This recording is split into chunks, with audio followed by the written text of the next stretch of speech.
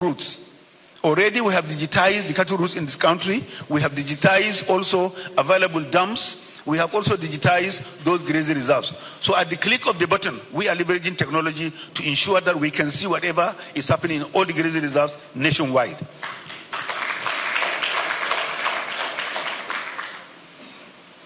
We are also conscious of the issue of data. The last National Livestock Census was done in 1991. We are conscious of that, and whatever figures we give today is based on extrapolations. But however, we will continue to adopt technology to ensure that we have the data that is relevant today, very creative, very robust, to capture all the animal resources we have in this country. We will do that to ensure that we also do a lot of tagging and tracing. So the incidences of cattle losses, either due to rustling or whatever form, will be easily traced. Already we have demonstrated the National Animal Identification Tagging System has already been launched, and we are going to go via that route to ensure that each animal in this country has an ear tag that can be traced. The technology is there, it is robust, it is available, and it's the only way we can do to know exactly where our herds are, where is the density, where are they going, where are we likely going to have a crisis point. Then we can now nib it in the bud. Distinguished senior colleagues, ladies and gentlemen, we are also bent on creating the necessary environment for private sector participants. This ministry will work hand in hand with private sector people to develop the ministry. We are taking the poultry template that have succeeded by far out of all the other species, and that is the template we are going to apply to the rest of the livestock. And to herald this, you will have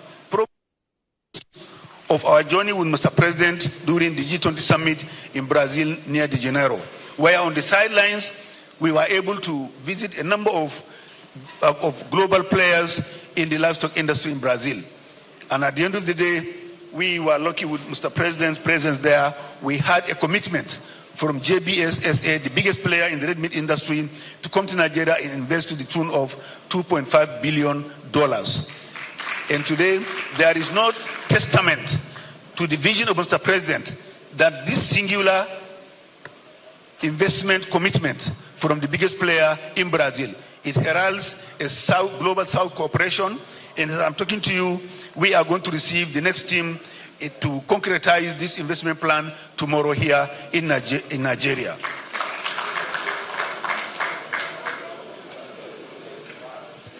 We have also had a number of engagements with other private sector investors in this country, as well as international players.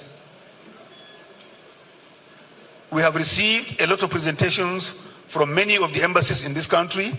We have received a lot of delegations of businessmen who want to come into the livestock sector and partner with us. Notably here, the US ambassador was with us, the ambassador of France, UK Aid, Morocco, China, investments from the PRC in China, Mexico, just to mention a few. Yesterday, I was with a delegation from the French Embassy, Agence France Development. We had very robust discussions, as well as other giant players like Nestle, like Ala, like Danone. All of them came, each one wanted to take a piece of the action, because today that sector has been unlocked and open for business.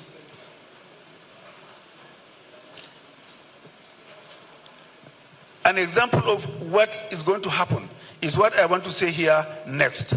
The issue of red meat industry in this country. We have been getting a lot of appetite, very strong commitment for investors from the Middle East.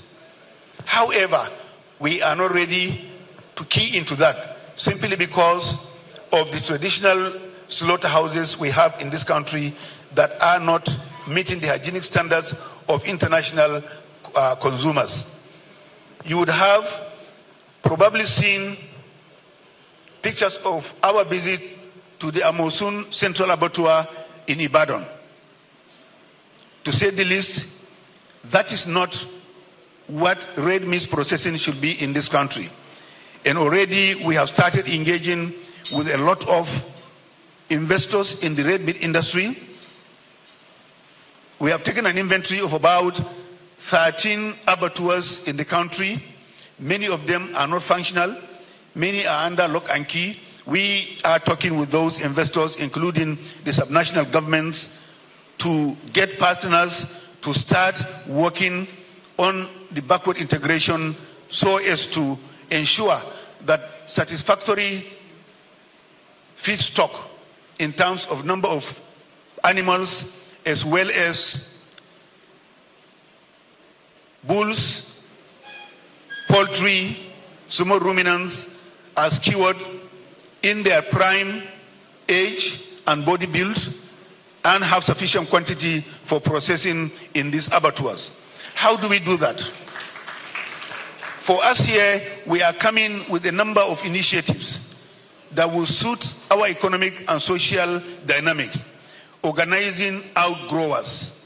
We are coming up with initiatives on youth and women who are going to be involved in livestock businesses, including commercial pasture cultivation, as well as reviving the poultry sector. These are today the focus of the ministry in terms of democratizing animal businesses, agribusinesses, as it affects livestock.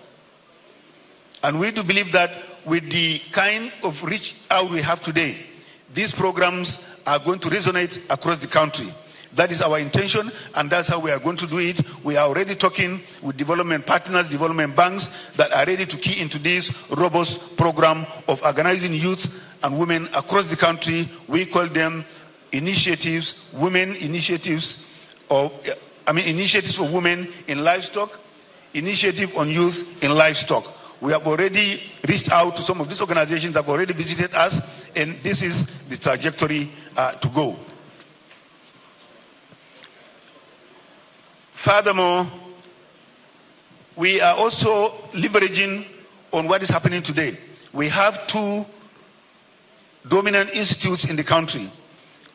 One is National Veterinary Research Institute in VOM, that is over 100 years old, but as it is today, it is not in any position because of the obsolescence of their technology and equipment to satisfy our requirement